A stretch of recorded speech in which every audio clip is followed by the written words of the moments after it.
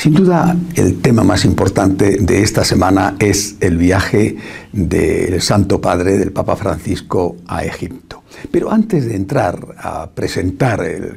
lo esencial del contenido de este viaje, quiero referirme al tema de la semana pasada, en que hablé del silencio exterior que había en torno a la tragedia que tiene lugar en Venezuela. Y lo primero que quiero hacer es pedir disculpas. Nos transmitieron unas imágenes que no eran de Venezuela y nosotros también las transmitimos así, nos intoxicaron, no sé si deliberadamente. Pero enseguida nos dimos cuenta y un poco más de una hora después de estar ese vídeo en circulación, suprimimos esas imágenes y el texto que hacía referencia a ellas, a pesar de lo cual, por desgracia, el primer vídeo ha tenido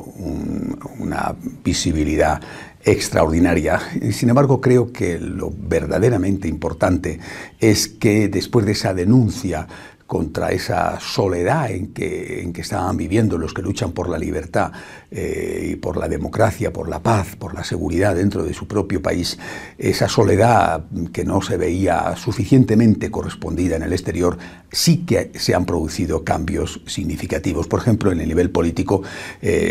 no sé si a raíz de lo que yo dije, me imagino que no, pero se produjo la convocatoria de una reunión de ministros, de cancilleres, de ministros de exteriores de países latinoamericanos a la que no fue invitada Venezuela. Era el primer paso para la expulsión de Venezuela de la OEA, Organización de Estados Americanos. Lógicamente los dirigentes chavistas se dieron cuenta y prefirieron marcharse antes de que los echaran. Esto creo que es especialmente importante porque contribuye a ese aislamiento exterior del régimen chavista que se queda de día en día sin apoyos fuera de sus fronteras. Y desde la perspectiva de la Iglesia, casi inmediatamente después de haber dicho que necesitaban los obispos venezolanos un apoyo de sus hermanos, se pronunciaron los episcopados de Panamá, de Colombia y unos días después, de una forma extraordinaria, la Conferencia Episcopal de Ecuador. Y sobre todo, muy especialmente, la llamada personal que hizo el cardenal Parolin, secretario de Estado del Vaticano, al cardenal Urosa, que había padecido una agresión en un acto religioso, para darle todo el apoyo, no solamente de él como secretario de Estado, sino obviamente también del Santo Padre. Creo que esto es importantísimo y entre una cosa y otra, Dios quiera que se avance hacia una salida pacífica, si fuera posible, ¿verdad?, de la tragedia que allí se está viviendo. Dicho esto y pidiendo de nuevo oraciones para que el pueblo de Venezuela deje de sufrir el calvario que está pasando, vuelvo a repetir, me gustaría centrarme en el tema de esta semana, que indudablemente es la visita del Papa a Egipto. Una visita difícil, una visita heroica incluso por el riesgo en que ha puesto su vida, una visita yo creo que ya hay que decir fructífera. Primero hay que ver los antecedentes. En un contexto muy distinto, en la Navidad del año 2010 se había producido una vez más un atentado contra los coptos en el Cairo, y el Papa Benedicto XVI, en el discurso que todos los papas hacen a principio de año a los diplomáticos acreditados ante la Santa Sede, había solicitado públicamente al presidente de entonces de Egipto que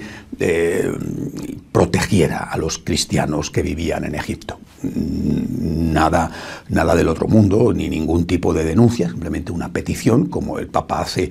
los papas siempre lo hacen, ¿no? En ese discurso hacen un resumen de los problemas más graves que hay en el mundo, y es con delicadeza porque es un discurso hecho a diplomáticos, pero dicen determinadas cosas. Pero hay que ver qué régimen estaba. Lógicamente era un régimen islamista, e inmediatamente la Universidad Al-Azhar, que es el centro de estudios teológicos del Islam sunita, que es el mayoritario, no sé si de motu propio o empujado por el régimen, atacó durísimamente al Papa Benedicto y le acusó de estar inmiscuyéndose en los asuntos de otro Estado, simplemente porque había pedido que protegieran a los cristianos. Eso fue todo lo que dijo el Papa Benedicto. Desde entonces las relaciones habían quedado un poco deterioradas, y como este tema del terrorismo va a más cada día, y por otro lado ha habido un cambio esencial en el régimen que gobierna Egipto, del islamismo ha pasado al actual régimen con el presidente del gobierno al-Sisi, pues tanto los musulmanes han visto las cosas de otra manera, como me parece a mí que también la Iglesia ha vuelto a ofrecer su mano extendida para favorecer ese diálogo entre, no sé si entre las religiones, pero sí entre los hombres religiosos. Ese es el fondo de este viaje del Papa Francisco a Egipto, volver a establecer una relación buena con la Universidad Al-Azhar, con los musulmanes sunitas, que son los mayoritarios, con grandes países, Egipto, Arabia Saudita, Turquía, mientras que la otra rama, la chiita, minoritaria, pero también muy importante, está sobre todo representada por Irán, y en países de conflicto como Siria o como Irak,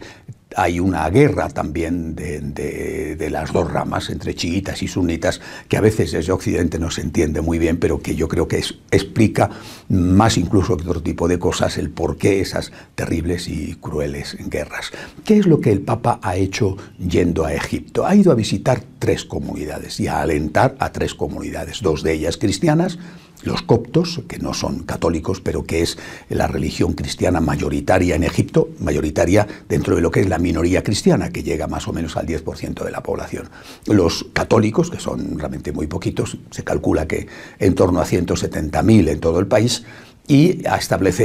restablecer ese diálogo con los musulmanes sunitas a través de la Universidad de Al-Azhar. Importante el discurso en la universidad, que habían convocado para el evento una conferencia de paz, es decir, un encuentro de diálogo de tipo intelectual. Importante las palabras del Santo Padre, muy importantes. Ha dicho el Papa, lo ha dicho literalmente, que quería decir un no alto y claro, ha dicho, alto y claro, al uso de la violencia en nombre de la religión. Y ha dicho, juntos condenamos la manipulación de los sentimientos religiosos para justificar la violencia. No se puede ser creyente y violento. Son palabras que no solamente ha pronunciado en ese contexto, que es lo que le da importancia, porque evidentemente este es un discurso que los católicos llevamos mucho tiempo diciendo, sino que han sido también asumidas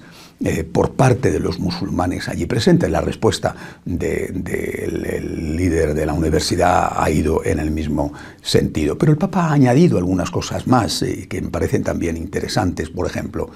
ha unido, es un tema en el que él incide repetidamente, la violencia terrorista con la pobreza. Bueno, esto será un asunto que algunos sociólogos discuten, pero no cabe duda de que una relación, no sé si la más, pero una relación tiene.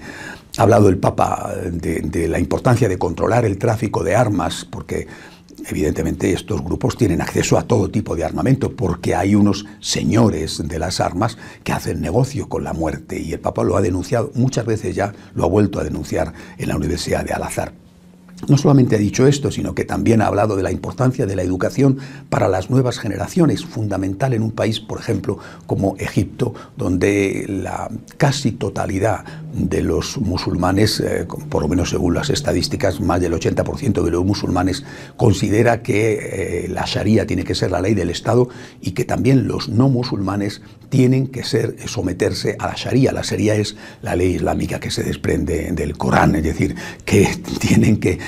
dejarse gobernar por una ley que no es la de su religión. Una ley religiosa tiene que gobernar no solamente a un Estado supuestamente laico, sino también a los que no pertenecen a esa religión.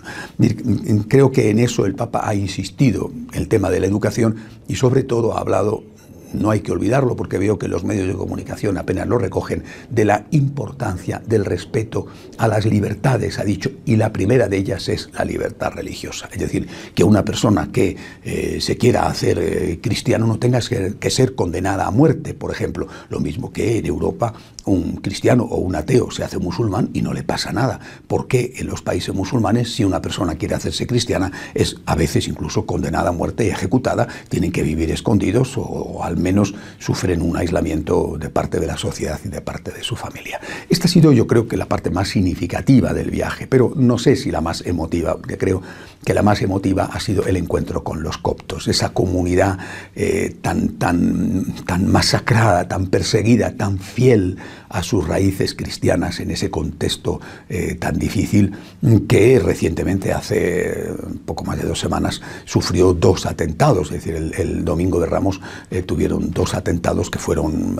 cruelísimos, uno de ellos cerca de la catedral copta en El Cairo. El Papa,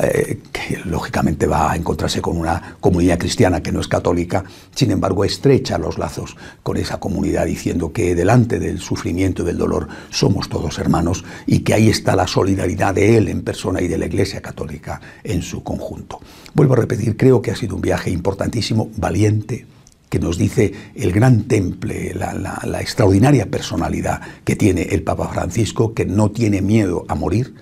que no tiene miedo a ir a los sitios más difíciles y más comprometidos, y que considero que ya de por sí es fructífero, porque haber podido decir estas cosas delante de los musulmanes y haber sido acogido como tal, diciendo estas cosas, asumiéndolas como propias, los musulmanes, estoy seguro de que ya está dando frutos y los dará muchísimo más en el futuro. Damos gracias a Dios y seguimos rezando por la paz en Venezuela, en Oriente Medio, en el mundo. Seguimos rezando por el Santo Padre. Hasta la semana que viene, si Dios quiere.